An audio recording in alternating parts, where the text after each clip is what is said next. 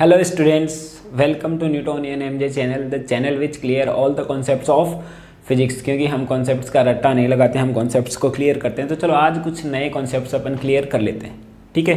तो आज का जो अपना टॉपिक है या फिर चैप्टर का जो नाम है अपना, वो है Gauss law and it's applications, ठीक है। अब आरबीएसई बुक के अकॉर्डिंग तो ये जो चैप्टर है वो सेकेंड चैप्टर है, और सीबीएसई बुक के अकॉर्डिंग ये पहले ही चैप्टर का अगला पार्ट है। क्लियर है बात। अब इस चैप्टर को जो पढ़ना है अपने को, उसका जो मेन काम है, इसका जो मेन काम है electric field intensity find out करना, ठीक है कि नहीं। अब अपन बोलेंगे कि सर ये तो अपन ने पहले भी पढ़ा था इलेक्ट्रिक फील्ड इंटेंसिटी, लेकिन तुम्हें अगर थोड़ा सा भी अगर पता है तो पहले चैप्टर के अंदर अपन ने, इससे पहले जो अपन ने पढ़ा है उसके अंदर electric field intensity find out की है सिर्फ पॉइंट चार्ज के लिए, ठीक है। पॉइंट चार्ज के लिए निकाला था अपन ने KQ/r²। Group of point charge के लिए अपन ने इलेक्ट्रिक फील्ड इंटेंसिटी निकाली थी, वो भी कितनी आई थी, KQ/r² प्लस का KQ/r², ऐसे ही आई थी। यानी कि वो जो जितने भी पॉइंट चार्ज थे, यानी कि ग्रुप ऑफ चार्ज था, वो सारे के सारे चार्ज क्या थे, ग्रुप मतलब पॉइंट चार्ज थे, ठीक है। फिर बाद में अपन ने क्या निकाला, डायपोल के थ्रू अपन ने इलेक्ट्रिक फील्ड इंटेंसिटी निकाली, जो कि एक्सियल लाइन पे तो कितनी आती है 2 kPa/r³, और इक्वेटोरियल लाइन पर जो आती है कितनी आती है kPa/r³। लेकिन डायपोल भी तो क्या है, 2 पॉइंट चार्ज से मिलकर ही बना है। यानी कि अल्टीमेटली कहने का मतलब ये है कि अभी तक जो अपन ने इलेक्ट्रिक फील्ड इंटेंसिटी निकाली है वो सिर्फ पॉइंट चार्ज के लिए निकाली है ना। अब बात आती है हमेशा पॉइंट चार्ज हो, ये जरूरी थोड़ी ना है ना। तो अब क्योंकि चार्ज की प्रॉपर्टी तो अपन जानते हैं, चार्ज क्या है अपने पास में, किसी भी मटेरियल को, किसी भी अगर कंडक्टर मटेरियल है उसको देते हैं तो यूनिफॉर्मली डिस्ट्रीब्यूट हो जाता है, ठीक है। अगर मैं पॉइंट साइज की कोई अपने पास में एलिमेंट है उसको मैं दे देता हूँ तो वो पॉइंट साइज का हो जाएगा। अगर मैं इसको दूंगा तो ये यहाँ पे डिस्ट्रीब्यूट हो जाएगा, लेकिन ये कंडक्टर होना चाहिए तभी की बात है, ठीक है कि नहीं। तो यानी कि जो चार्ज का साइज हो वो क्या होगा, जैसा कि बॉडी का साइज होगा वैसा ही क्या होगा, चार्ज का साइज भी होगा। इसलिए हमेशा पॉइंट चार्ज ले, ये नेसेसरी तो नहीं है। इसलिए हम जो इसके अंदर पढ़ेंगे वो इसका आगे का पार्ट पढ़ेंगे, ठीक है कि नहीं। यानी कि जो पॉइंट चार्ज के अलावा अपन इलेक्ट्रिक फील्ड इंटेंसिटी निकालेंगे इसके अंदर, ठीक है। तो अब अपन देखते हैं इसका पहला टॉपिक, ठीक है। इसको पढ़ने से पहले, यानी कि इलेक्ट्रिक फील्ड इंटेंसिटी निकालने से पहले अपने को कुछ टर्म्स पढ़ने पड़ते हैं, कुछ चीज़ें पढ़नी पड़ती है जिसको अपने को ध्यान रखना पड़ता है ना, जो कि अपने आगे काम में आने वाली है, ठीक है। तो सबसे पहले अपन पढ़ते हैं एरिया वेक्टर। एरिया वेक्टर की मैं बात कर रहा हूं, ठीक है। अब एरिया वेक्टर क्या है, जैसे कि नाम से ही पता चल रहा है कि जो एरिया है वो एक वेक्टर क्वांटिटी है। क्या है, एक एरिया वेक्टर क्वांटिटी है। यानी कि वेक्टर है, इसका मतलब क्या हुआ, वेक्टर इसका मतलब क्या हुआ, मैग्नीट्यूड प्लस का डायरेक्शन दोनों है, दोनों होने चाहिए ना। अब अपने को पता है कि एरिया की अपना मैग्नीट्यूड तो अपन ने निकाला है। जैसे कि कोई भी अपने पास में एरिया है, जैसे कि स्क्वायर लिया अपन ने, तो स्क्वायर का एरिया कितना होता है, जो क्या होता है अपने पास में जो साइड स्क्वायर, ठीक है कि नहीं, वो क्या देता है, सिर्फ मैग्नीट्यूड देता है, ठीक है। सर्किल की एरिया की मैं बात करूंगा तो कितना आता है πr², लेकिन वो किसकी क्या देता है, वो भी अपने को मैग्नीट्यूड देता है। डायरेक्शन का अपने को कोई पता नहीं रहता है, ठीक है कि नहीं। अब यहाँ पे जो अपन निकालेंगे इसकी डायरेक्शन भी निकालेंगे। ऐसा क्यों किया अपन ने, क्योंकि जो एरिया है वो वेक्टर क्वांटिटी है, और अभी तक अपन ने, यानी कि 10th तक की अगर मैं बात करूँ, 10th क्या अभी तक जो भी अपन ने काम में लिया है वो क्या लिया है, एरिया को, एक एरिया का सिर्फ मैग्नीट्यूड काम में लिया है, डायरेक्शन तो कभी काम में ली ही नहीं है ना। अगर अपन ने डायरेक्शन काम में नहीं ली है, सिर्फ मैग्नीट्यूड काम में लिया है, तो अपन क्या सोचेंगे, ये तो क्या है, एक स्केलर क्वांटिटी है। इसीलिए इसको पढ़ाना है अपने को, क्योंकि ये कम समझ में आता है अपने को। क्यों, क्योंकि अभी तक अपन ने काम में नहीं लिया इसको, ठीक है। तो एरिया क्या है, वेक्टर है, मैग्नीट्यूड और डायरेक्शन। मैग्नीट्यूड अपन किसी भी फॉर्मूला होता है अपने पास में, कोई भी फॉर्मूला होता है, किसी भी मतलब कोई भी बॉडी का फॉर्मूला होता है, उसके थ्रू अपन मैं मैग्नीट्यूड निकाल सकता हूँ। डायरेक्शन अपने को अब निकालनी है, ठीक है। और एग्जाम्पल अगर मैं लेता हूँ, एग्जाम्पल के थ्रू मैं करता हूँ इसको, तो मान लेता हूँ कि अपने पास में एक स्क्वायर है ABCD, ठीक है। इसको मैं ऐसे प्लेस कर देता हूँ कार्टेशियन प्लेन के ऊपर। ये तो क्या है, x है, यानी कि i कैप, ठीक है। वेक्टर फॉर्म में इसको ऐसे डिनोट करते हैं अपन ये क्या है y है जो कि है जे कैप, और ये है z ये जो कि क्या है के कैप। अब अपन जानते हैं कि जो एरिया होगा स्क्वायर इसका स्क्वायर का, इसके साइड मान लेता हूँ मैं a है, तो क्या आएगा इसका area A B cross B C, A B cross B C यानी कि कितना आया सीधा ए स्क्वायर, जो कि मैग्नीट्यूड अपन निकालते हैं हमेशा। ठीक है, अगर वेक्टर की फॉर्म में अगर मैं देखता हूँ तो ए बी की वैल्यू ये क्या आएगा ए बी का वेक्टर क्रॉस बी सी का वेक्टर। ठीक है, तो A vector equal to A B का वेक्टर, यानी कि ए कौन सी डायरेक्शन में जे में, तो क्या आएगा ए इंटू में जे कैप क्रॉस क्या आएगा ए इंटू में आई कैप। तो यहाँ से तो कितना आया ए स्क्वायर। ठीक है, और ये क्या हुआ जे क्रॉस आई यानी कि आई जे के, ऐसे ही करते हैं यानी कि जे क्रॉस आई है यानी कि एंटी क्लॉकवाइज है, यानी कि के तो आएगा इसका लेकिन कितना आएगा माइनस का के। ठीक है, तो यानी कि क्या हुआ ये आगे इसकी डायरेक्शन।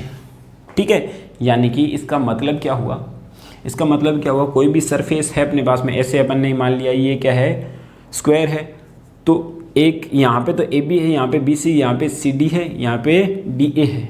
ठीक है, और डायरेक्शन किसकी किधर आई इसकी इस साइड में या फिर इस साइड में आई है। के कैप का मतलब जे डायरेक्शन ही तो है, यानी कि क्या हुआ जो सरफेस है उसके परपेंडिकुलर। इसका मतलब क्या हुआ direction of area is always perpendicular to the surface, यानी कि डायरेक्शन जो आएगी perpendicular to the surface. Clear बात, यानी कि डायरेक्शन जो आ रही है एरिया की क्या आएगी परपेंडिकुलर टू द सरफेस। चाहो तो तुम वैसे भी निकाल सकते हो, एक तो ये मेथड है निकालने का, या फिर तुम देख सकते हो ये जो राउंड वाला जो मेथड था अपन ने ए क्रॉस बी अगर पढ़ा होगा तो उसके लिए अपन ने राइट हैंड थंब रूल निकाला होगा, उसके थ्रू अपन क्या निकाल सकते हैं डायरेक्शन निकाल सकते हैं। ठीक है, ये मेथड काम में ले लो चाहे वो मेथड काम में ले लो। ठीक है, डायरेक्शन दोनों ही डायरेक्शन निकालने के मेथड है। क्लियर बात। अब जो अपन देख रहे हैं ये अपन ने देख लिया कि जो डायरेक्शन होगी वो क्या होगी अपने पास में परपेंडिकुलर टू द सरफेस। अब एक यहाँ पे एक वर्ड आता है सरफेस जो कि बहुत ही इंपॉर्टेंट है। अब आप बोलोगे कि सर ये इसका मतलब क्या इंपॉर्टेंट है, ऐसी क्या बात है, बहुत बार सुना है अपन ने नाम, बिल्कुल सुना है ना, बहुत बार सुना है सरफेस। लेकिन यहाँ पे दो टाइप के सरफेस काम में आने। ठीक है, एक तो आना है अपने पास में ओपन सरफेस, ओपन सरफेस, और एक आ रहा है अपने पास क्लोज्ड सरफेस। ठीक है, अब ओपन सरफेस का मतलब क्या हुआ 2D सरफेस।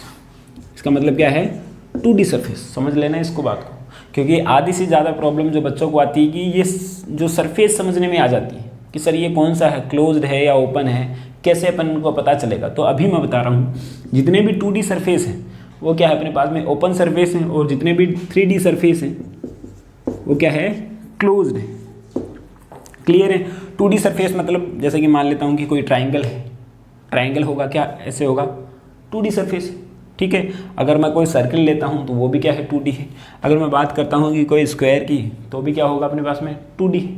ठीक है, यानी कि 2D सरफेस जो होगा वो ओपन सरफेस होगा, और जो क्लोज्ड सरफेस है ठीक है यानी कि 3D सरफेस क्या हुआ 3D सरफेस, उसको अपन क्या बोलेंगे क्लोज्ड सरफेस। जैसे एक एग्जांपल ले लेता हूँ मैं, कोई माचिस की डिब्बी है ना, उसको मैं क्या बोलूँगा 3D सरफेस है। ठीक है, और ऐसे ही अगर मैं बोल देता हूँ कि ये जो डब्बा है, ये फ़ोन का डब्बा अपने पास है, तो अपन देख रहे हैं कि ये 3D सरफेस है।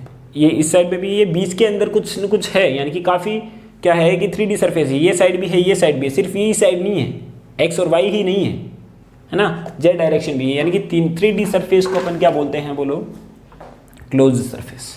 क्लियर बात। अब बात ध्यान रखने वाली, ओपन सरफेस समझ में आया, क्लोज्ड सरफेस समझ में आया। और एक और डेफिनेशन अगर मैं दे सकता हूँ ओपन सरफेस की, ओपन सरफेस की डेफिनेशन ये है कि अगर कोई ऐसी बॉडी, ऐसा सरफेस जो कि एनवायरनमेंट को दो पार्ट में डिवाइड नहीं करता है, उसको अपन क्या बोलेंगे ओपन सरफेस बोलेंगे। ठीक है, लाइक एक कॉइन ले लेता हूँ है ना, एक ट्राइंगल ले लेता हूँ, एक कॉइन ले लिया अपन ने।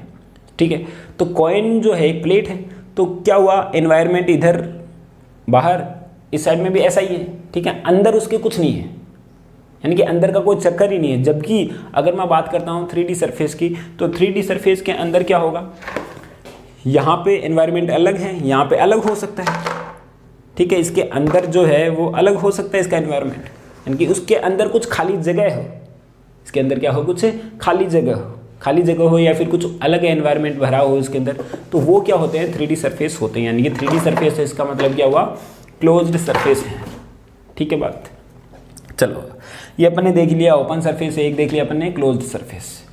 अब क्यों पढ़ा अपन ने, क्योंकि मैं जानता हूँ हमेशा डायरेक्शन ऑफ जो एरिया है वो क्या होती है, परपेंडिकुलर टू द सरफेस। अभी अपन ने पढ़ा, बहुत काम में लेने वाले हैं, ध्यान रख लेना ये चीज़, अब अपन बहुत काम में लेने वाले हैं। अभी तक अपन ने ज़्यादा काम में नहीं ली थी इसको, अब अचानक से इसको बहुत ज़्यादा यूज़ हो जाएगा इस चैप्टर के अंदर। तो इस चैप्टर के अंदर क्या आगे भी बहुत ज़्यादा यूज़ हो जाने वाला है इसका, ठीक है। तो अभी अपन क्लियर कर देते हैं ताकि आगे अपने दिक्कत नहीं आए। तो क्या देखा अपन ने, डायरेक्शन एरिया अपने पास में है, मैग्नीट्यूड में निकाल सकता हूँ, और डायरेक्शन क्या होती है, हमेशा परपेंडिकुलर टू द सरफेस। अगर 2D सरफेस है तो डायरेक्शन अंदर भी हो सकती है और बाहर भी हो सकती है।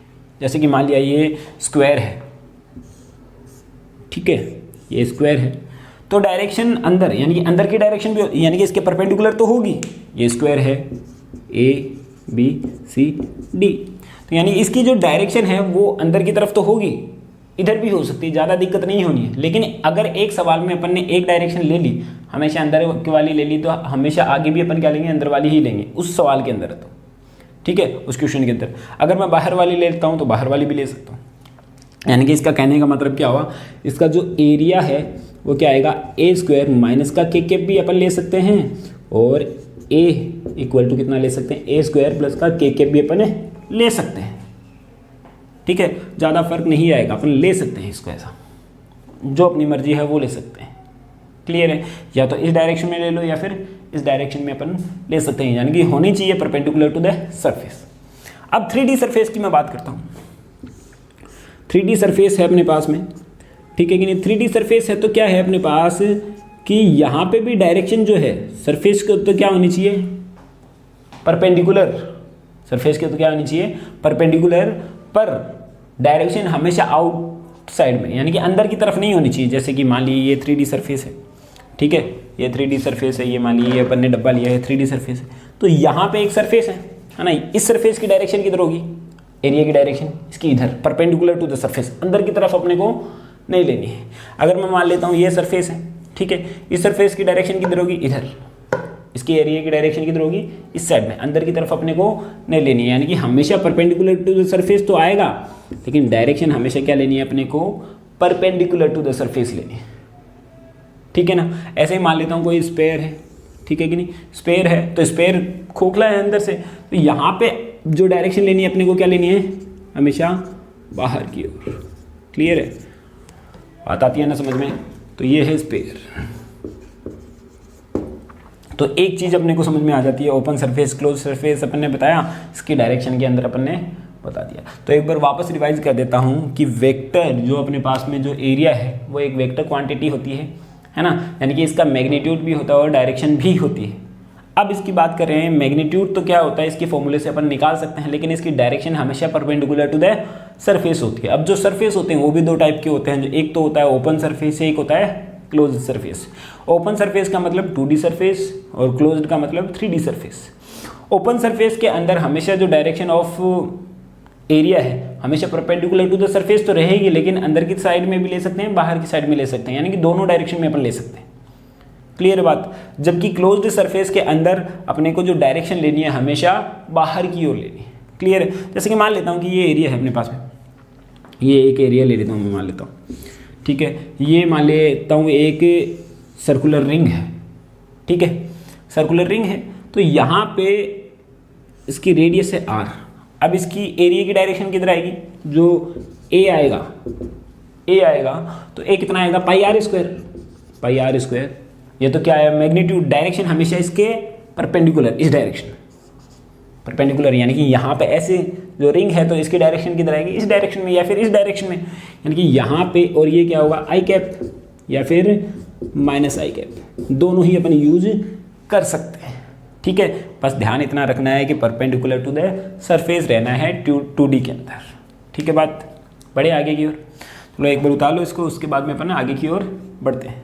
ठीक है, तो बार बार बता रहा हूँ कि ये जो टॉपिक है बहुत इंपॉर्टेंट है और अपन सोच भी नहीं सकते कि अगर अपना कॉन्सेप्ट क्लियर नहीं है तो अपने को मतलब गलत नहीं होगा कि ये क्वेश्चन कुछ भी समझ में नहीं आए, है ना। तो अपने को कॉन्सेप्ट एकदम क्लियर करते ही जाना है और पहले वाला चैप्टर तो पढ़ना ही पढ़ना है।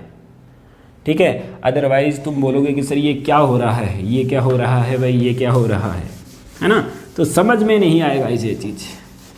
तो इस वजह से अपने को पढ़ना ही पड़ेगा, क्या करें, मजबूरी है। तो अब आगे देखते हैं अपन नेक्स्ट टॉपिक इस चैप्टर का।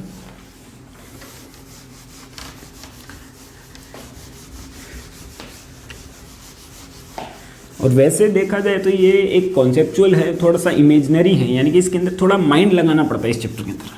ठीक है कि नहीं, लेकिन माइंड किसको लगाना पड़ेगा, जिसके पास है वही तो लगाएगा ना। कई बोलेगा कि सर हमारे पास तो माइंड ही नहीं है अरे ऐसा नहीं है, सबके पास है। चलो आगे बढ़ते हैं अपन। अगला टॉपिक है अपने पास में इलेक्ट्रिक फ्लक्स।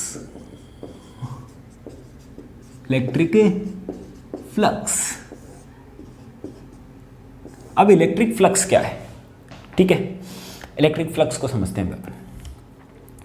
एक चीज़ देखो, अपन जानते हैं कि इलेक्ट्रिक फील्ड लाइंस अपन ने पढ़ी थी। ठीक है, इलेक्ट्रिक फील्ड लाइंस क्या होती थी, हम जानते हैं कि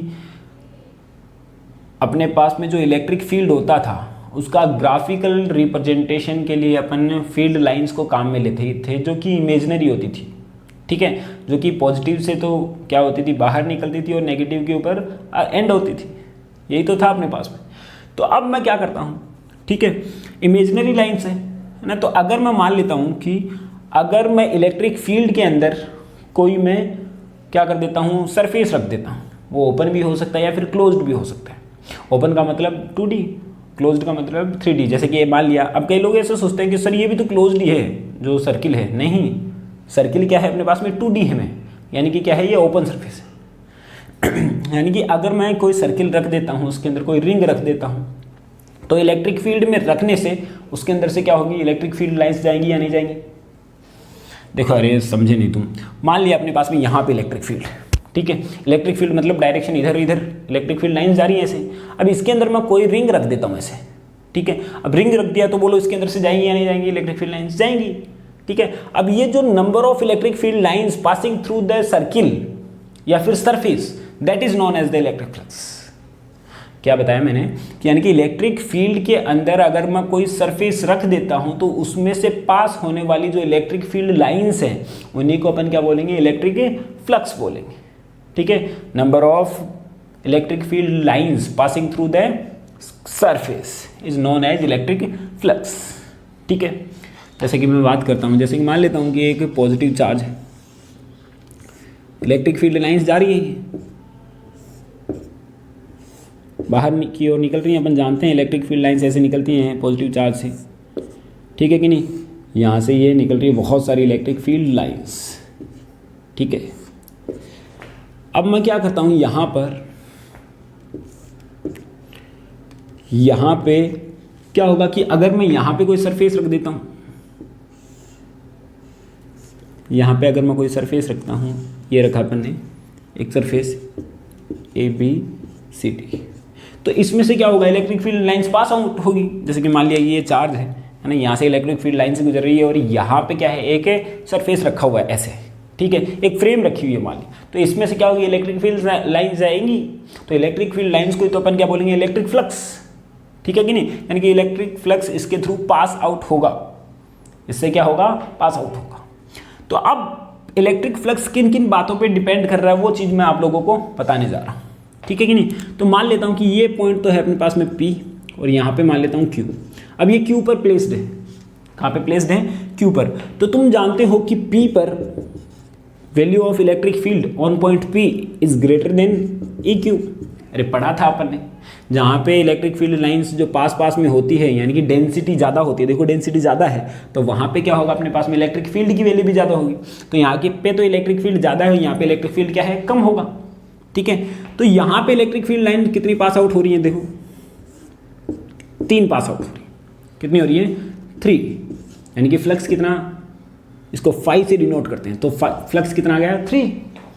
अब मैं इसको यहाँ पे रख देता हूँ, इसको मैं प्लेस कर देता हूँ यहाँ पे, इसको इधर ले आता हूँ, देखो इसको P पर इसको ले आता हूँ यहाँ, तो तुम देखोगे कितनी जा रही है 1 2 3 4 5 6 तो फिक्स जा रही, ठीक है नहीं, यानी कि इलेक्ट्रिक फील्ड लाइंस यहाँ से जो फाई जा रहा है वो कितना जा रहा है 6 जा रहा है।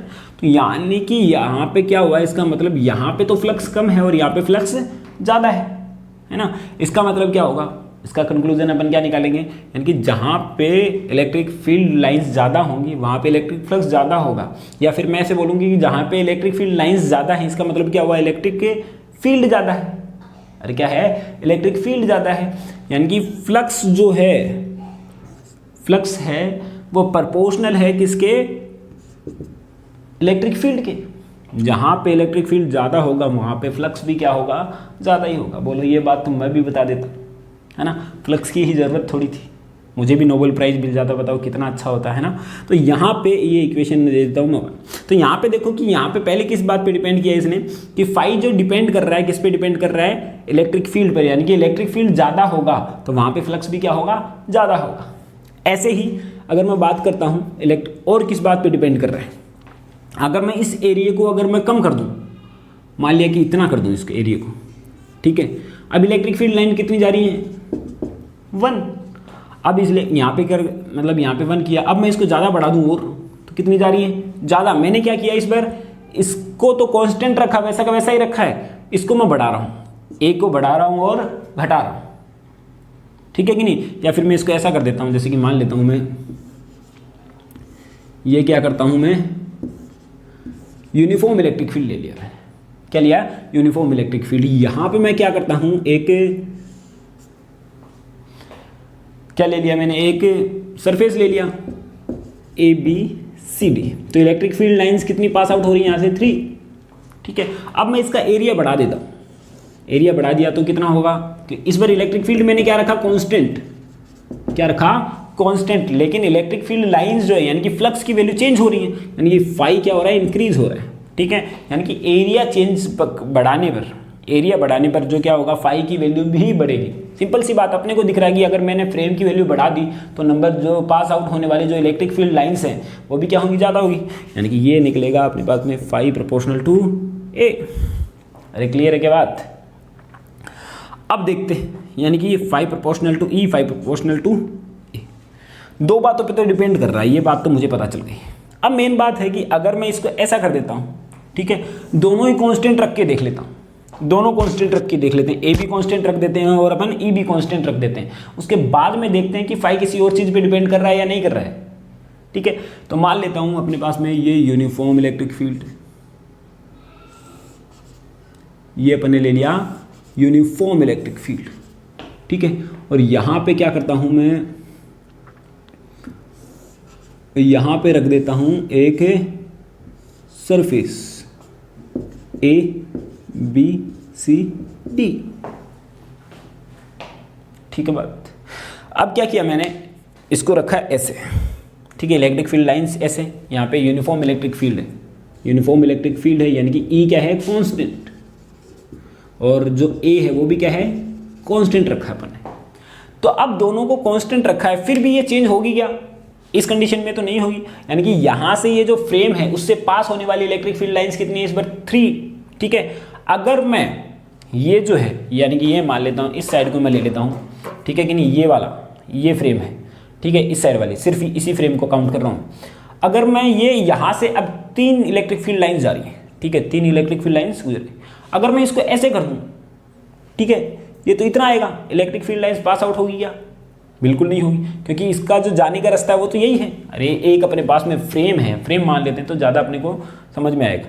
तो इसमें से जो पास होने का जो रास्ता है वो कितना आएगा अपने पास में, यानी कि यही है एक पास होने का रास्ता, यानी कि 3 इलेक्ट्रिक फील्ड लाइंस जा रही है इधर, लेकिन जैसे ये इधर होगा तो इलेक्ट्रिक फील्ड लाइंस 0, यानी कि फ्लक्स 0। यानी कि क्या हुआ, यहाँ पे अगर ये है तो यहाँ पे एंगल कितना आया बोलो, यहाँ पे अपने पास में ये है तो यहाँ पे इलेक्ट्रिक फील्ड तो ये है, इलेक्ट्रिक फील्ड की डायरेक्शन तो ये है, और यहाँ पे ये सरफेस है तो इसकी डायरेक्शन इधर भी ले सकता हूँ इधर भी ले सकता हूँ, यानी कि थीटा की वैल्यू या तो कितनी आएगी 180 या फिर 0 डिग्री।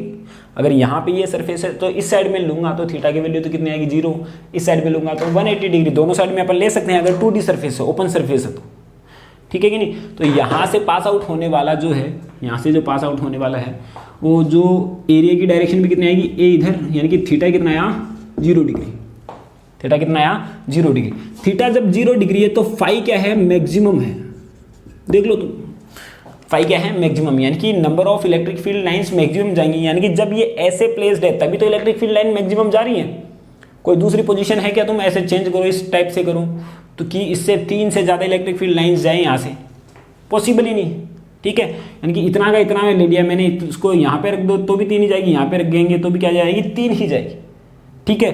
तो 3 इलेक्ट्रिक फील्ड लाइंस जा रही हैं, लेकिन जो कि मैक्सिमम है, ठीक है। अब मैं इसको क्या कर देता हूँ, ऐसे रोटेट कर देता हूँ, यानी कि थीटा की वैल्यू कितनी कर दी मैंने, 90 डिग्री, थीटा की वैल्यू कितनी कर दी 90 डिग्री। तो 90 डिग्री करने पर जो फाई है वो कितना हो जाता है 0, फाई कितना हो जाएगा 0, यानी कि इसको मैं ऐसे कर देता हूँ तो एक भी इलेक्ट्रिक फील्ड लाइन्स इसमें से नहीं जा पाएंगी, यानी कि कितना होगा 0। अब जब थीटा की वैल्यू 90 हो तो फाई 0 आ रहा है, ठीक है। तो कौन सी मतलब ट्रिग्नोमेट्रिक फंक्शन के अंदर जब थीटा 90 हो तो 0 आता है आंसर, अरे बोलो, अरे कौन सा जब थीटा 90 होता है तो आंसर 0 आता है, कितना आएगा कॉस थीटा में, किस में आएगा कॉस थीटा में। अगर जब 0 हो, है ना, जब थीटा की वैल्यू 0 हो तो मैक्सिमम कब आता है, किस में आता है, कॉस में ही तो आता है, यानी कि यहाँ पे जो फाई प्रोपोर्शनल है वो किसके है, कॉस थीटा के भी है, किसके है कॉस थीटा के भी। यानी कि जो फ्लक्स का जो फॉर्मूला बनता है इन 3 पे डिपेंड करता है, इसको डायरेक्ट ऐसे लिखा है E D phi, small element के लिए अपन बात करेंगे तो क्या लिखेगा E D S cos theta, E D S cos theta, clear. पहले स्मॉल एलिमेंट के लिए निकालना पड़ेगा, बाकी के लिए अपन इंटीग्रेशन कर सकते हैं इसके लिए। तो फाई बराबर कितना आता है E D S cos theta, यानी कि फाई बराबर क्या आएगा ई डॉट डी एस, क्योंकि अपने को पता है कि जो ये है ये भी वेक्टर क्वांटिटी है और डी एस यानी कि स्मॉल एलिमेंट एरिया वो भी क्या है एक वेक्टर क्वांटिटी है, यानी कि इनका क्या हुआ डॉट प्रोडक्ट लिख सकता हूँ मैं ये, तो यहाँ पे आ गया ये चीज़, ठीक है। और ये किसके लिए है, ओपन सरफेस के लिए, क्लोज्ड के लिए होगा तो क्या होगा, इसको मैं ऐसे डिनोट कर दूंगा, यहाँ पे तो ओपन और यहाँ पे ये मैंने सर्किल सा बना दिया, ये गोला सा बना दिया, देखो यहाँ पे ये, इसका मतलब क्या हुआ, ये क्लोज्ड है, बंद कर लिया अपने इसको, ठीक है। तो इसको लिख दूंगा मैं ई डॉट डी एस, ये किसके लिए है, क्लोज्ड सरफेस के लिए है, यानी कि यहाँ पे क्या आता है अपने पास में इलेक्ट्रिक फ्लक्स का फॉर्मूला आ जाता है ई डॉट डी एस, क्लियर है ना बात, ई डॉट डी एस आ गया, यानी कि फ्लक्स क्या आता है ई डॉट डी एस। अब देखो ये कैसी क्वांटिटी है, 2 वेक्टर का डॉट प्रोडक्ट होता है, 2 वेक्टर का अगर डॉट प्रोडक्ट हो, यानी कि 2 वेक्टर्स का ऐसा प्रोडक्ट जब आंसर भी क्या आता है स्केलर आता है, तभी तो इसको स्केलर प्रोडक्ट बोलते हैं। तो यानी कि यहाँ पे आता है ये कैसी क्वांटिटी है स्केलर, ठीक है। यूनिट में लिख सकता हूँ इसके, क्या आएगी न्यूटन अपॉन में कूलॉम इंटू में मीटर स्क्वायर, न्यूटन अपॉन में कूलॉम तो इसकी क्या जाएगी मीटर स्क्वायर। डायमेंशन में निकाल सकता हूँ, इसकी डायमेंशन आएगी m1 L1 T-2 न्यूटन की, तो इतनी इसकी आएगी A1 T1 और यह क्या आएगा L2। इसको अगर मैं सॉल्व करता हूँ तो कितना आएगा बोलो, देखो m1 तो है, L3 हो जाएगा, कितना आएगा T-3 A-1, तो ये आ गया इसकी यूनिट डायमेंशन, क्लियर बात। तो यहाँ पे क्लियर हो जाता है अपने को इलेक्ट्रिक फ्लक्स, ठीक है। क्या पढ़ा भेदक अपन ने पढ़ा एरिया वेक्टर, ठीक है, और इलेक्ट्रिक फ्लक्स अपन ने पढ़ लिया। तो एरिया वेक्टर तो क्या होता है अपन को पता है क्या होता है कि एरिया वेक्टर क्वांटिटी होती है, यानी कि मैग्नीट्यूड और डायरेक्शन होती है, जिसकी डायरेक्शन हमेशा परपेंडिकुलर टू द सरफेस रहती है, ठीक है। एक बात, सेकंड पॉइंट पढ़ा अपन ने इलेक्ट्रिक फ्लक्स जो आता है फाई बराबर ई डॉट डी एस, यानी कि number of electric field lines passing through the surface is known as electric flux, clear है ना बात। तो यहाँ पे उसका फॉर्मूला आता है फाई बराबर ई डॉट डी एस, और ये ये ओपन सरफेस के लिए, ये क्लोज्ड सरफेस के लिए, और यहाँ पे अपन ने इसकी ये कुछ प्रॉपर्टीज लिख दी, ठीक है। आगे बढ़ते हैं, अब इसके कुछ क्वेश्चंस करते हैं जिससे अपने को और क्लियर हो कि ये क्या चीज़ें हैं। इलेक्ट्रिक फ्लक्स के अपन कुछ क्वेश्चंस करने वाले हैं जिसके अंदर एरिया वेक्टर भी काम में आने वाला है। देखो यहाँ पे एरिया है, काम में आने वाला है, यानी कि इसको कॉन्सेप्ट को क्लियर करने के लिए अपन इसके कुछ क्वेश्चंस करेंगे, ठीक है। चलो करते हैं अपन।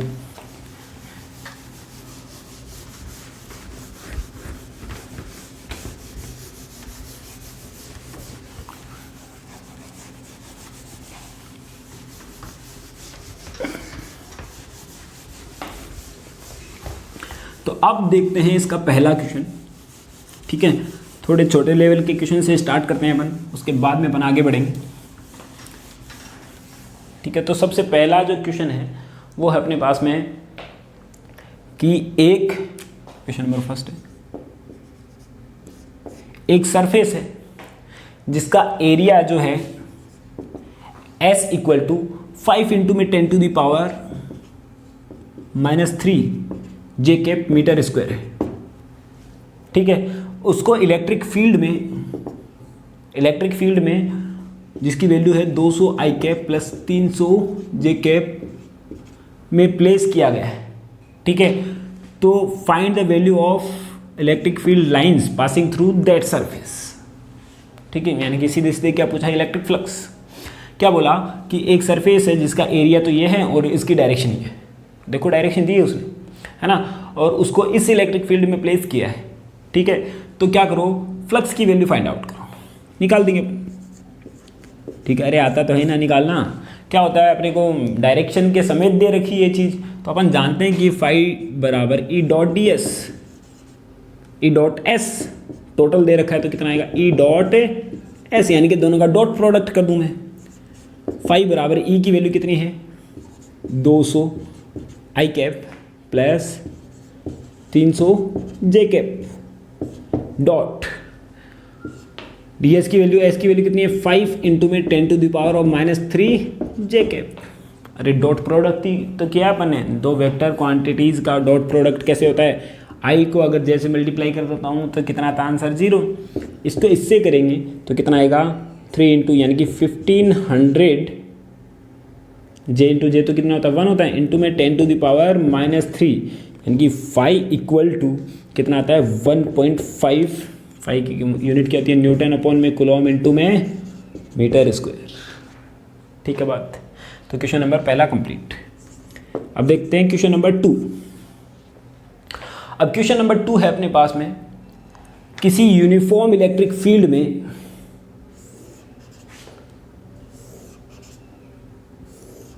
किसी यूनिफॉर्म इलेक्ट्रिक फील्ड क्या है, यूनिफॉर्म है, यूनिफॉर्म इलेक्ट्रिक फील्ड है, उसके अंदर मैंने क्या किया, अपन ने क्या किया है कि यहाँ पे एक सिलेंडर रख दिया है इस डायरेक्शन ऐसे। ठीक है, तो इससे पास आउट इलेक्ट्रिक फ्लक्स की वैल्यू 0 होती है, ये प्रूव करना है। ठीक है, क्या किया अपन ने, एक यूनिफॉर्म इलेक्ट्रिक फील्ड है, उसके अंदर अपन ने सिलेंडर रखा है, उससे पास आउट जो इलेक्ट्रिक फ्लक्स होता है वो कितना होता है 0 होता है, ये अपने को प्रूव करना है। ठीक है, एक बात तो अपन ने देखी है कि जो फ्लक्स है वो कैसी क्वांटिटी है, एक स्केलर क्वांटिटी। ठीक है, यहाँ पे सरफेस कितने हैं 1 2 3 सरफेस। ठीक है, यहाँ पे देखो सरफेस कितने हैं 1 2 और ये 3, ये तो रोटेट हो रहा है, यानी कि 3 सरफेस है, यानी कि तीनों के लिए अलग अलग मैं फ्लक्स निकाल लूँ और वापस आपस में ऐड कर दूँ, क्योंकि जो अपन ने को पता है कि जो फ्लक्स का ऐड स्केलर क्वांटिटी है तो नॉर्मली ऐड होगा ही। ठीक है, तो यहाँ पे सबसे पहले तो ये S1 ले लेता हूँ, तो यहाँ पे मैंने क्या किया, इस सरफेस को लिया S1। ठीक है, तो मैं निकालता हूँ flux through S1, first surface के लिए मैं निकाल रहा हूँ, तो φ1 इक्वल टू, यहाँ पे S1 है तो ये रहा S1। ठीक है, तो E की डायरेक्शन तो इधर, और यहाँ पे क्या है ds, यानी कि ये क्लोज सरफेस है, देखो तुम ये क्या है क्लोज्ड, पूरा का पूरा क्या है क्लोज्ड सरफेस। तो यहाँ पे ये जो है इसकी डायरेक्शन क्या आएगी, अंदर की तरफ तो हो नहीं सकती, किधर आएगी बाहर की तरफ, क्या आएगी हमेशा बाहर की तरफ, यानी कि ds की डायरेक्शन भी इधर, यानी कि थीटा इक्वल टू कितना आया बोलो 0 डिग्री। तो यानी कि क्या आएगा EDS cos 0। ठीक है, इसको मैंने मान लिया S1। ठीक है, ये S1 है सरफेस के लिए, तो φ1 बराबर कितना आएगा cos 0 की वैल्यू तो 1, ds की जगह कितना आएगा, E तो बाहर ही है, ds की जगह आएगा S1, यानी कि ES1 आंसर। इसके थ्रू कितना आएगा ES1। इसको मैं ले लेता हूँ सेकेंड सरफेस S2। क्या ले लिया अपन ने, सेकंड सरफेस। ई की डायरेक्शन तो कहाँ है, इस साइड में, देखो इलेक्ट्रिक फील्ड तो इधर है, और ds की डायरेक्शन इधर, हमेशा परपेंडिकुलर टू द सरफेस, हमेशा परपेंडिकुलर टू द सरफेस, बाहर की ओर। तो कितना आएगा, सिमिलरली φ2 इक्वल टू कितना आएगा बोलो, 90 डिग्री है। EDS cos 90 की वैल्यू तो कितनी आ जाएगी, 0। कितनी आई, 0, यानी कि यहाँ पे वैसे ही आंसर 0। एंड अगर मैं बात करता हूँ S3 की, S3 सरफेस के लिए, ठीक है, ये S2 सरफेस के लिए था, S3 सरफेस के लिए मैं बात करता हूँ तो φ3 लिख दूँ इसको मैं, ठीक है, यहाँ पे होगा ये, ठीक है। तो यहाँ पे इलेक्ट्रिक फील्ड की डायरेक्शन तो इधर है, और ये ds की डायरेक्शन हमेशा इधर, क्योंकि हमेशा परपेंडिकुलर टू द सरफेस, याद रखनी है बात मरते दम तक, यहाँ पे परपेंडिकुलर टू द सरफेस, यानी कि थीटा की वैल्यू कितनी आई, 180 डिग्री, थीटा की वैल्यू 180 डिग्री, यानी कि φ3 बराबर कितना आया, EDS cos 180 डिग्री। तो कितना आएगा, ये S3 के लिए है अपन ने, तो φ3 आएगा अपने पास में, 180 डिग्री की वैल्यू कितनी थी, -1, तो माइनस ऑफ ES3, तो टोटल कितना आएगा, टोटल आएगा, total phi equal to φ1 plus का φ2 प्लस φ3, तो फाई इक्वल टू φ1 की वैल्यू तो कितनी, ES1 प्लस 0 माइनस ES3। अब ये जो है S1 S3 और ये S1 दोनों से अपन जानते हैं कि ये तो क्या होगा, सेम ही होगा सरफेस। अगर ये दोनों सेम है S1 और S3 तो कितना आएगा, फाई इक्वल टू कितना आ जाएगा, 0। और यही अपने को प्रूफ करना था, क्या करना था, प्रूफ करना था। यानी कि इसका मतलब क्या हुआ, इस क्वेश्चन से बहुत सारे क्वेश्चन सॉल्व होते हैं। अगर किसी यूनिफॉर्म इलेक्ट्रिक फील्ड के अंदर अगर मैं किसी क्लोज्ड सरफेस को रख देता हूं जिसके अंदर पहले से कोई चार्ज नहीं है, क्या रखा मैंने, वापस सुना इस बात को, अगर मैं किसी इलेक्ट्रिक फील्ड के अंदर, यूनिफॉर्म इलेक्ट्रिक फील्ड के अंदर किसी क्लोज्ड सरफेस को रख देता हूं जिसके अंदर पहले से कोई चार्ज नहीं है, तो उससे पास आउट होने वाला इलेक्ट्रिक फ्लक्स हमेशा क्या होगा, 0 होगा। कितना होगा, इलेक्ट्रिक फ्लक्स 0 होगा। दिख रहा है अपने को, तो ये अपन ने निकाल लिया सेकेंड क्वेश्चन। क्लियर। अब करते हैं आगे के अगला क्वेश्चन, जो कि और कॉन्सेप्ट को अपने को क्लियर करेगा, ठीक है। अरे समझ में आ रहा है ना, मुंडी हिलाते जाने साथ साथ में कि आ रहा है सर, है कि नहीं तो मुझे कैसे पता चलेगा बताओ, है ना। तो ये जो चैप्टर है, वापस बता दूं, इम्पोर्टेंट है। अगर पहला चैप्टर अगर नहीं पढ़ के आए हैं अपन, तो मतलब क्या ही बोलूँ मैं आपको, हवा में जाएगा पूरा ऊपर से ही, ठीक है, समझ में नहीं आएगा कि सर हो क्या रहा है। तो अपने को पहला चैप्टर पढ़ के ही आना पड़ेगा। और वैसे भी अपन जानते हैं कि फिजिक्स एक दूसरे से इंटरकनेक्टेड है ना। तो पहले वाली चीज़ नहीं आती है तो सेकंड वाली तो वैसे ही नहीं आनी, ठीक है ना। चलो करते हैं अपन थर्ड क्वेश्चन। पढ़ रहे हो, मुझे पता है, मालूम है, विश्वास है मुझे आप लोगों के ऊपर। तो अब बात करते हैं अपन थर्ड क्वेश्चन की। क्या बोला गया कि एक शीट है, ठीक है, एक मतलब रिंग है जिसकी रेडियस है 5 सेंटीमीटर। एक रिंग है 5 सेंटीमीटर और इलेक्ट्रिक फील्ड, जिसको इलेक्ट्रिक फील्ड में रखा गया है, जिसकी वैल्यू है 5 × 10⁵ वोल्ट पर मीटर, ठीक है।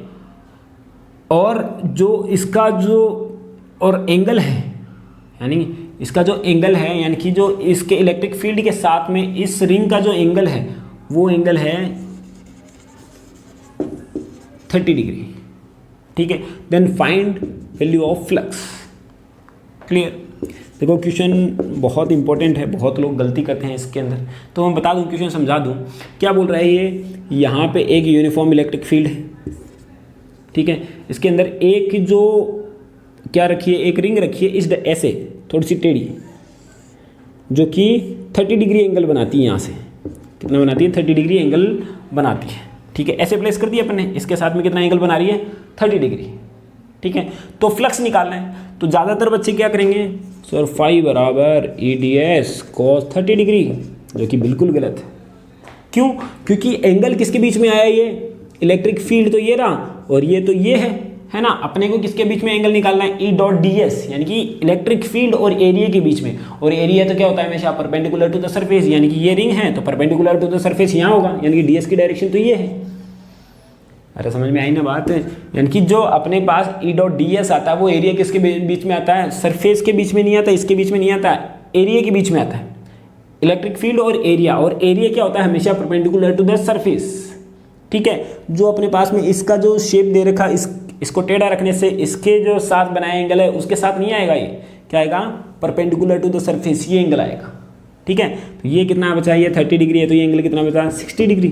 तो यहाँ पे कितना आएगा, 5 बराबर कौन सा सही होगा, E D S cos 60 degree, angle between electric field and area vector, ठीक है। तो फाई इक्वल टू कितना आया, इलेक्ट्रिक फील्ड की वैल्यू तो है अपने पास में 5 × 10⁵, डी एस की value pi r square, ring ही तो है पाई आर स्क्वायर, यानी कि 3.14 इंटू में 5 इंटू में 10⁻² का होल स्क्वायर, ठीक है। तो फाई की जो वैल्यू आ रही है, फाई की जो वैल्यू आ रही है यहाँ पे आ रही है, इसको सोल्व करते हैं तो 1.96 इंटू में 10⁻³ न्यूटन अपॉन में कूलम इंटू में मीटर स्क्वायर, ठीक है। ये वैल्यू आनी चाहिए, ठीक है कि नहीं। ये मुझे याद हो गई है, मैंने सॉल्व करके नहीं निकाली, इसको डायरेक्ट निकाल दी। सॉल्व तो आप लोग कर ही लोगे, ज़्यादा टाइम आपने वेस्ट क्यों करें, ठीक है। ये याद हो गई है, हो सकता है कि गलत भी हुई है ना, लेकिन अपन आगे की ओर बढ़ते हैं। क्वेश्चन नंबर 4, क्वेश्चन नंबर 4 की अपन बात कर रहे हैं। तो क्वेश्चन नंबर 4 की अपन बात कर रहे हैं, तो वो उसके अंदर क्या बता रखा है इस क्वेश्चन के अंदर, कि एक क्वेश्चन दे रखा है, इसके अंदर एक हाफ होलो है, वो उसको ऐसे रखा गया है, ठीक है। इसके अंदर इलेक्ट्रिक फील्ड लाइंस की जो डायरेक्शन है वो इस डायरेक्शन में ऐसे, इलेक्ट्रिक फील्ड इधर है, तो पास आउट इलेक्ट्रिक फ्लक्स अपने को फाइंड आउट करना है। क्या निकालना अपने को, इलेक्ट्रिक फ्लक्स फाइंड आउट करना है इस सरफेस से, ठीक है। ऐसे ही अपने पास में एक ये है, ठीक है, इलेक्ट्रिक फील्ड की डायरेक्शन इधर है, ठीक है। तो pass out electric flux find out कर रहे हैं, पास आउट इलेक्ट्रिक फ्लक्स अपने को फाइंड आउट करना है। तो सॉल्यूशन करते हैं अपन। तो सबसे पहले अपन जानते हैं कि ईडीएस कॉस थीटा होता है। सबसे पहले तो अपने को एंगल निकालना पड़ेगा, ई की डायरेक्शन तो ये है और यहाँ पे सरफेस है इसका, ठीक है। नीचे सरफेस है तो हमेशा बाहर की ओर, अरे डायरेक्शन ऑफ इलेक्ट्रिक एरिया की क्या होगी, बाहर की ओर ही तो होगी, इस साइड में, इधर तो जा नहीं सकती क्योंकि इधर तो अंदर आ जाएगा, यानी कि यहाँ पे इसकी डायरेक्शन आएगी इधर डी एस, और ये इधर है तो थीटा इक्वल टू 90, यानी कि थीटा इक्वल टू 90 आ गया तो फाई तो सीधा ही हो गया ना 0, क्योंकि कॉस 90 की वैल्यू कितनी है, अरे कितनी आती है बोलो, कितनी आती है 0। और यहाँ पे देखो क्या आएगा, यहाँ पे डायरेक्शन है इधर, डी एस इधर और ये ई इधर, यानी कि theta equal to 180 degree, theta equal to कितना आया 180 डिग्री। तो फाई कितना आएगा, फाई कितना आने वाला है, तो फाई आएगा E D S cos 180 degree, ठीक है। तो फाई बराबर 180 डिग्री की तो वैल्यू कितनी होती है -1, तो कितना आएगा माइनस का ई और डी एस कितना होगा इस सर्किल का पाई आर स्क्वायर, यानी कि पाई आर स्क्वायर आंसर, ठीक है। अब यहाँ पे तुम डायरेक्शन मत लगा देना, ये सर ये डायरेक्शन है इसकी, ये तो टोटल है, एरिया की डायरेक्शन तो जरूर आ जाती है, लेकिन इलेक्ट्रिक फ्लक्स तो क्या होती है स्केलर होती है ना, यानी कि यहाँ पे इसकी डायरेक्शन तो ये नहीं आएगी। तो यानी कि यहाँ पे अपन ने क्वेश्चन कर लिया ये वाला, ठीक है। आई होप कि आप लोगों को क्लियर हो रहा होगा, ठीक है। कुछ और एग्जाम्पल अपन कर लेते हैं, एक और एग्जाम्पल कर लेते हैं मैंने अच्छा सा, और एक मैं आपको दूंगा फिर घर के लिए।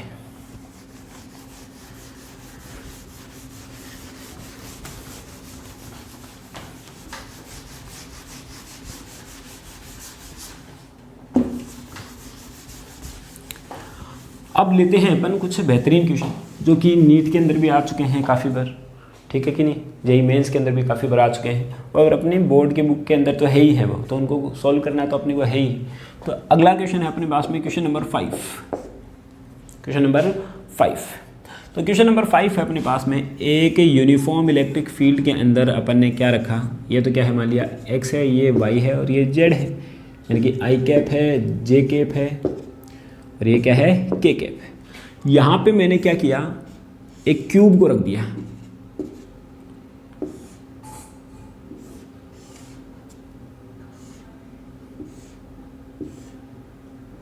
एक क्यूब को रख दिया ऐसे, ठीक है। जिसकी जो डिस्टेंस है यानी कि जो साइड की जो डिस्टेंस है कितनी है, ए है, ठीक है। और इलेक्ट्रिक फ्लक्स वो हम इधर है, इलेक्ट्रिक फ्लक्स क्या है, इस साइड में। तो यानी कि जो है E equal to E naught I cap, uniform electric flux है। E equal to E naught क्या है, ई नॉट है यानी कि कांस्टेंट है। E equal to E naught का मतलब कांस्टेंट है, कौन सी डायरेक्शन में, आई डायरेक्शन में, यानी कि क्या है, यूनिफॉर्म इलेक्ट्रिक फील्ड है। तो अपने को क्या निकालना है, फाई की वैल्यू निकालनी है, टोटल फाई निकालना है। क्लियर है, देखेंगे इसको बहुत अच्छे से। तो सबसे पहले अपन क्या करें, एक साथ तो अपन निकाल नहीं सकते, जितने भी अपने पास में सरफेस हैं सबके लिए अलग अलग निकाल लेते हैं अपन। उसके बाद में अपन क्या करेंगे, सबको ऐड कर देंगे, ठीक है। तो फ्लक्स थ्रू इस सरफेस को नाम देता हूं मैं फर्स्ट सरफेस, ठीक है। ये ले लेता हूं, देखो ये वाला समझा देता हूं आपको। ये वाला सरफेस फर्स्ट, ये वाला जो सरफेस है ये वाला सरफेस देखो ये फर्स्ट है, इसको ले लिया अपन ने सेकेंड, इसको ले लेता हूँ मैं थर्ड, इसको ले लेता हूँ नीचे वाली को फोर्थ, ठीक है। इसको ले लेता हूँ मैं फिफ्थ, और इसके जो पीछे वाला है उसको ले लेता हूँ मैं सिक्स्थ। क्लियर है ना, देख रहा। अब फ्लक्स थ्रू फर्स्ट सरफेस,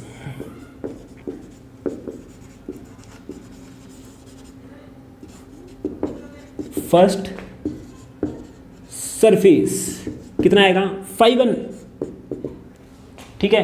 कितना आएगा, ई डॉट डी एस, ठीक है। ये रहा अपने पास में क्या, ये तो है अपने पास में एरिया, ना यही तो है, क्या आएगा, डायरेक्शन इधर, इसकी तो डायरेक्शन हमेशा इधर आएगी क्योंकि बाहर की ओर ले सकते हैं इसकी डायरेक्शन, यानी कि डी एस आएगा इस डायरेक्शन में, ठीक है कि नहीं। यानी ई डॉट डी एस और ई की डायरेक्शन हमेशा इस साइड में है, तो थीटा इक्वल टू कितना हुआ, 180 डिग्री, यानी कि कितना आया, E D S cos 180 degree, ठीक है। यानी कि फाई1 जो आया, ठीक है, कितना आएगा, ई की वैल्यू तो कितनी रख दूं मैं, ई नॉट डी एस, यानी कि इसका एरिया, टोटल एरिया रख दूं इसका मैं, ठीक है। कितना होगा, a square, E naught a square, ठीक है। यहाँ पे कितना आएगा, कोस 180 डिग्री की -1, यानी कि आया ई नॉट ए स्क्वायर, ठीक है।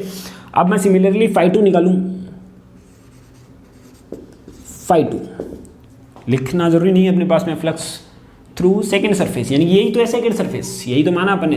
तो यहाँ पे इसकी डायरेक्शन तो कितना आएगी, इसके एरिया की डायरेक्शन इस डायरेक्शन में, और इलेक्ट्रिक फील्ड की डायरेक्शन ये है, तो थीटा इक्वल टू 90, और थीटा जहाँ पे 90 आया तो वहाँ पे फ्लक्स बोलो 0, आंख मीच के लिख सकते हो ना, आंख मीच के लिखना नहीं, यहाँ की बजाय यहाँ लिखा जाएगा। तो अब क्या करता हूँ मैं, ऐसे ही मैं फाई3 निकालता हूँ, फाई3 यानी कि ये वाला, ठीक है कि नहीं। तो यहाँ पे देखते हैं इलेक्ट्रिक जो फील्ड की डायरेक्शन तो किधर है, इस डायरेक्शन में दिख रहा है ना, ये जा रही देखो। अब यहाँ पे क्या होगा, एरिया की डायरेक्शन क्या होगी, हमेशा परपेंडिकुलर टू द सरफेस, लेकिन बाहर की ओर, तो बाहर की ओर तो यही तो है, यानी कि थीटा इक्वल टू कितना आया इस पर, 0 डिग्री, यानी कि यहाँ ये रहा थीटा इक्वल टू 0 डिग्री। तो थीटा इक्वल टू 0 है तो कितना आएगा, E not D S cos 0, यानी कि कितना आया, ई नॉट ए स्क्वायर, कितना आएगा बोलो, ई नॉट ए स्क्वायर। अब मैं ऐसे ही निकालता हूँ फाई4, क्या निकाल रहा हूँ मैं, फाई4, इसके लिए ds की डायरेक्शन ये रही, ठीक है, और ये डायरेक्शन इस डायरेक्शन, तो यानी कि थीटा इक्वल टू 90 और थीटा 90 है तो ये 0। फाइव क्या लिखूँ मैं, क्योंकि अपने पास में कितने सरफेस है, 6 ही तो सरफेस हैं, फाइव अपन ने माना इसको, ठीक है। इसकी डायरेक्शन, इसके एरिया की डायरेक्शन तो इस डायरेक्शन में, इलेक्ट्रिक फील्ड इधर, theta equal to 90, theta equal to 90 है तो 0। फाई6 बोलूँ, ये रहा, ठीक है। इसकी डायरेक्शन इस डायरेक्शन, क्योंकि मैं जानता हूँ एरिया की direction perpendicular to the surface है, बार बार बताइए अपन ने, और हमेशा बाहर की ओर, 3D सरफेस है ना, हमेशा बाहर की ओर, यानी कि इससे अंदर नहीं आनी चाहिए, यानी कि इसके इधर, तो यानी कि आया थीटा इक्वल टू 90, तो थीटा इक्वल टू 90 तो 0, यानी कि टोटल कितना आएगा, टोटल फ्लक्स फाई2 कितना आएगा अपने पास में, फाई1 प्लस का फाई1 प्लस फाई2 प्लस फाई3 प्लस फाई4 प्लस फाई6, ठीक है।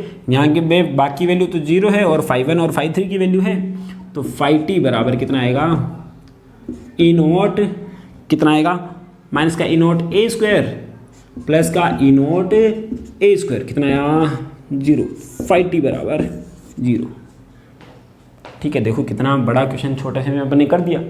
अब देखो ऐसे भी कर सकते थे अपन, क्योंकि मैंने एक लाइन लिखवाई थी आप लोगों को, बोला था कि यूनिफॉर्म इलेक्ट्रिक फील्ड के अंदर कोई अगर 3D सरफेस रखा है, है ना। अगर उसके अंदर पहले से कोई चार्ज नहीं है ना, तो उससे जो पास आउट जो फ्लक्स कितना होता है, 0 होता है। क्या उसी लाइन से ये क्लियर नहीं हो जाता?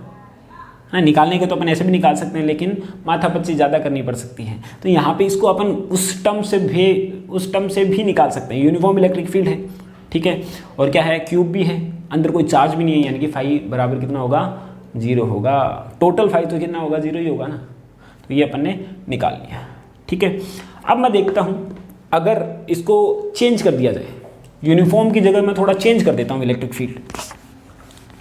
क्या करता हूँ मैं, यूनिफॉर्म इलेक्ट्रिक फील्ड की जगह इसको मैं क्या कर देता हूँ, इसको तो मैं ऐसा का ऐसा ही रहने देता हूँ और यहाँ पे इलेक्ट्रिक फील्ड चेंज कर देता हूँ। यूनिफॉर्म की जगह मैं नॉन यूनिफॉर्म इलेक्ट्रिक फील्ड ले लेता हूँ।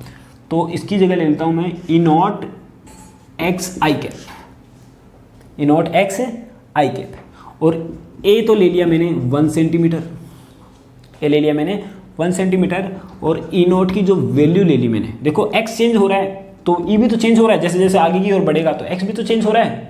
तो एक्स चेंज हो रहा है तो क्या होगा, ई भी तो चेंज होगा, यानी कि नॉन यूनिफॉर्म हुआ है, चेंज हो रहा है इलेक्ट्रिक फील्ड, इसका मतलब नॉन यूनिफॉर्म इलेक्ट्रिक फील्ड है।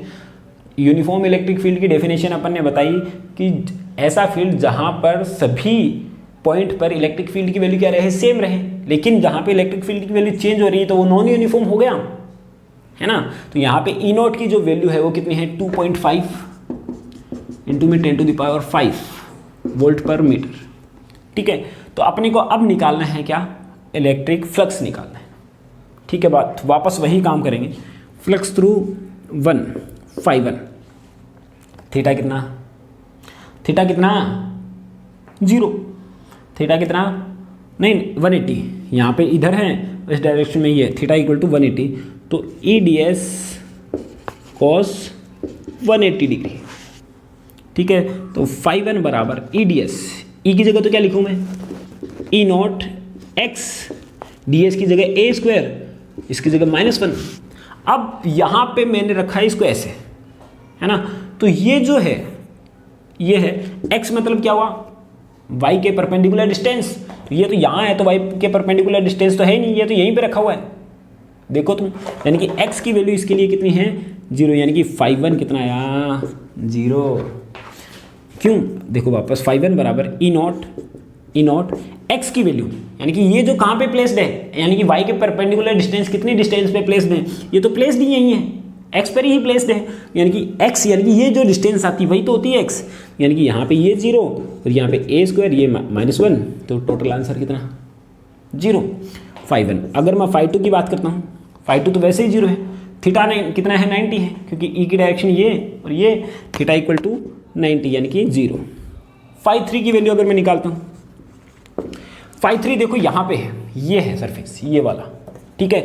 तो E D S cos 0, E D S है कॉस 0, तो ई डी एस कॉस 0 आता है अपने पास, अगर ई डी एस कॉस 0 आता है तो E D S cos 0, E की जगह तो क्या लिखूँ मैं, φ3 बराबर E naught x, E D s ये कितनी डिस्टेंस पे है, देखो कितनी a डिस्टेंस पर है ये, ठीक है। x की जगह क्या लिखूंगा, a, क्या लिखेंगे अपन, x की जगह a, और क्या आएगा, ds, एरिया की जगह a स्क्वायर, एरिया की जगह क्या आएगा, a स्क्वायर, और ये आया ई डी एस, और ये आएगा 1, cos 0 की वैल्यू कितनी, 1, तो φ3 आया अपने पास में E naught a cube, E naught a cube, clear बात।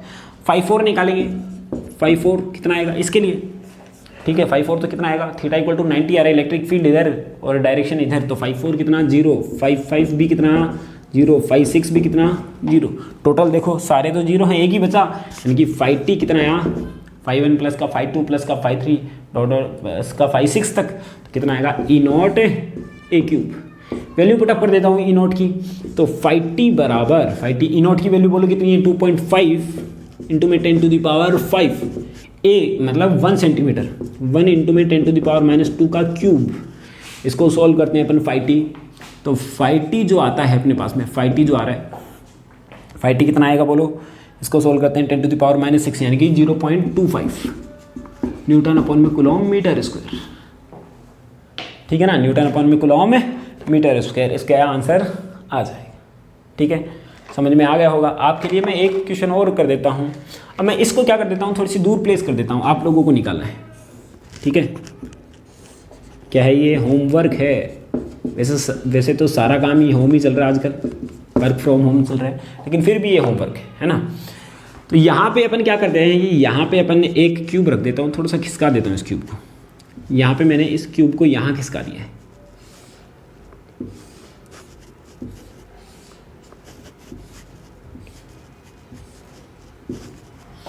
इस क्यूब को इधर खिसका दिया मैंने। और ए की वैल्यू कितनी है? 1 सेंटीमीटर है, और ई नोट है अपने पास में कितना? 2.5 इंटू में 10⁵ वोल्ट पर मीटर, इतना है। और ईच साइड कितनी है? ए है, और ये इलेक्ट्रिक फील्ड इस साइड पे। और ये जो डिस्टेंस है इस बार इसको भी प्लेस किया है किस पे? ए पर। ए डिस्टेंस पे अपन ने प्लेस कर दिया। क्या किया मैंने? इसको इधर खिसका दिया ए डिस्टेंस पे। तो कहने का मतलब क्या होगा? पहला जो φ1 आएगा, φ1 में x की वैल्यू कितनी आई थी? पहले 0 आई थी, क्योंकि यहीं पे प्लेस था, लेकिन इस बार कितना खिसका दिया अपन ने? a खिसका दिया। तो x की वैल्यू कितनी आ जाएगी? कितनी आएगी बोलो? a आ जाएगी। ठीक है, अब φ3 निकाला था, φ3 के अंदर अपन ने क्या किया? x की वैल्यू कितनी आई थी? a, लेकिन φ3 तो यहाँ पे निकल रहा है, तो यानी कि a प्लस का a कितनी आ जाएगी? 2a, यानी कि यहाँ पे तो 2a आ जाएगा, यहाँ पे कितना आ जाएगा? a। वैसे तो मैंने क्वेश्चन ये बता ही दिया है आप लोगों को, लेकिन फिर भी आंसर क्या आएगा? वो का वही आएगा जो कि अपन ने निकाला था अभी, ये वाला आंसर 0.25, ये वाला। ठीक है ना। तो यहाँ तक अपने को करके लेके आना, और यहाँ तक अपने पास में इलेक्ट्रिक फील्ड का जो कॉन्सेप्ट है क्लियर हो जाएगा। ठीक है ना। तो ये अब अपन देखते हैं, यहाँ पे अपन ने इलेक्ट्रिक फ्लक्स अपन ने देख लिया है, और इलेक्ट्रिक फ्लक्स के न्यूमेरिकल्स भी अपन ने देख लिए, जितने पॉसिबल हो सकते हैं अपन ने उतने देख लिए हैं। तो आप लोगों को ये करने हैं और ढंग से इसको पढ़ना है, और इसके जो नोट्स हैं अपन डिस्क्रिप्शन के अंदर टेलीग्राम का लिंक दे रखा है, उसके अंदर मैं इसके नोट्स प्रोवाइड कर देता हूँ, आप वहाँ पर जाएँ कर इसको ज्वाइन कर सकते हैं। चलो, thank you, have a nice day.